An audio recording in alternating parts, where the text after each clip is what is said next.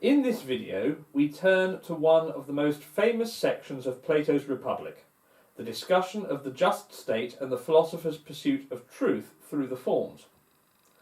When Glaucon challenged Socrates to prove that justice is worthwhile for its own sake, Socrates responded with an ambitious plan.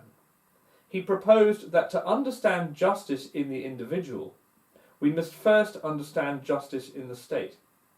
Because, he says, the state is like the soul writ large.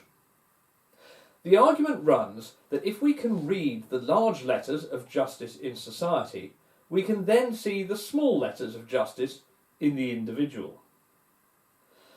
But is that a convincing comparison? Is justice in a state really just a magnified version of justice in one person? Plato never fully settles this question, and it remains one of the central puzzles of political philosophy.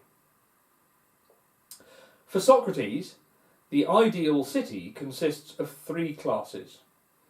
At the top are the guardians, the rulers who govern through wisdom. Beneath them are the auxiliaries, the soldiers and defenders who embody courage. Finally, there are the producers, the farmers, merchants and craftsmen, who sustain the city through their labour. Each class, Socrates says, must do the work suited to its nature. Justice, both in the city and in the soul, is the harmony that arises when each part does its proper job and does not interfere with the others.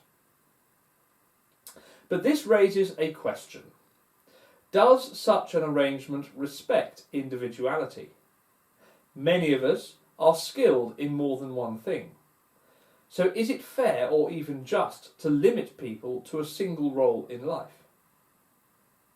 Glaucon is unimpressed by the simplicity of Socrates' first healthy city, a modest, self-sufficient community. He calls it a city fit for pigs, demanding one with luxury and refinement. But Socrates warns that a city driven by luxury, a fevered city, will inevitably slide into conflict and war. From this comes the need for guardians, those who must defend the state. The guardians, Plato says, must be both gentle and fierce, strong in battle, yet kind to their fellow citizens. They must be courageous but not cruel, disciplined but not timid. Socrates compares them to well-bred dogs, friendly to those they know, hostile to those who threaten their home.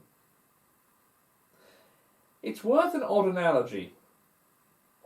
Should we always be savage to strangers, as Socrates suggests, or is true courage more than loyalty to one's pack? To balance the passions of these future rulers, Plato proposes a strict system of education and training.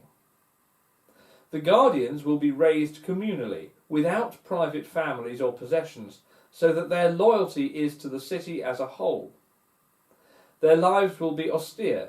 They will share meals, property, and even relationships.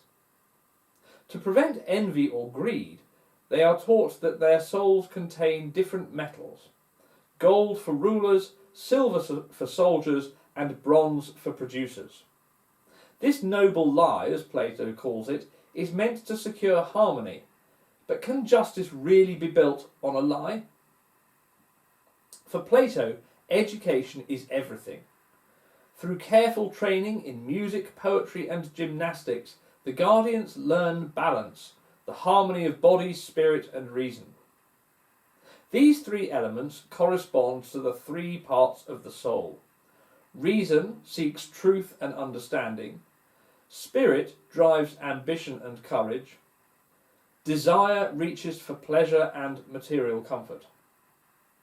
When these are properly ordered, with reason ruling, spirit supporting, and desire obeying, the soul is just. Injustice arises when desire or anger overpowers reason, when appetite or emotion governs the mind. It is at this point that Plato makes his boldest claim, that philosophers must rule.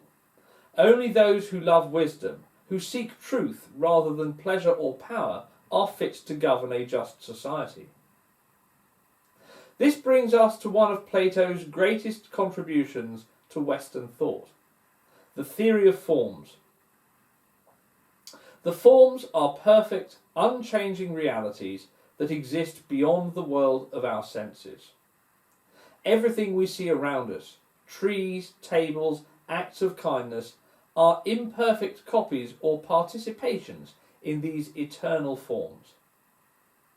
The form of beauty itself, for instance, is never seen directly, but it is what makes all beautiful things possible. Plato illustrates this with a striking question. If a painter paints an ideally beautiful man, is he any worse a painter because such a man does not exist? The ideal, he says, is not less real because it is unseen. On the contrary, it is more real because it is pure, eternal and unchanging. Philosophers are those who turn their mind towards this higher reality. Ordinary people see only the shadows of things, beautiful sights, pleasant sounds, but never beauty itself. They are like dreamers, confusing appearance for reality. The philosopher, or guardian by contrast, sees beauty itself and delights in it as it truly is.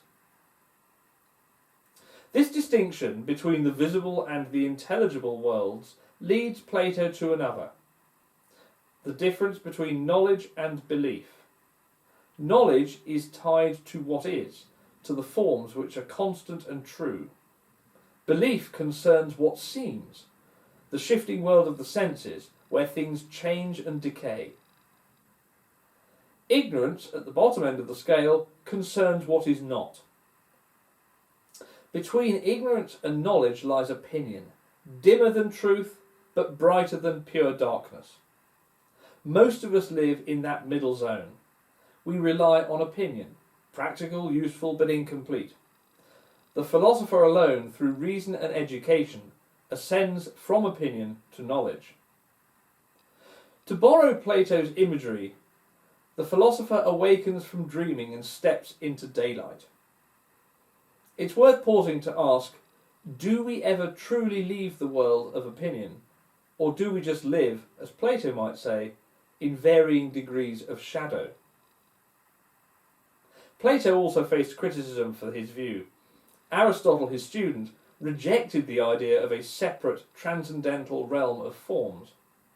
Instead, he argued that universals, the shared qualities of things, exist within the world, not apart from it.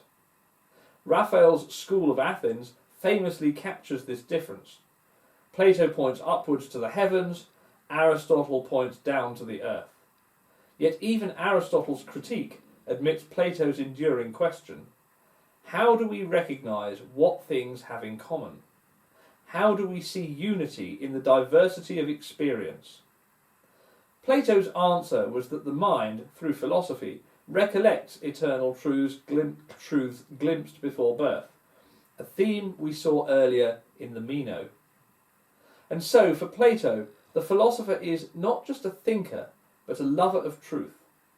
He will, Socrates says, never willingly tolerate an untruth, but will hate it just as he loves the truth. And that, Plato insists, is why only philosophers are fit to rule, because only they know what justice, beauty and goodness truly are. Before we move to the next part of the Republic, the simile of the sun, the divided line and the allegory of the cave, consider the questions that linger here.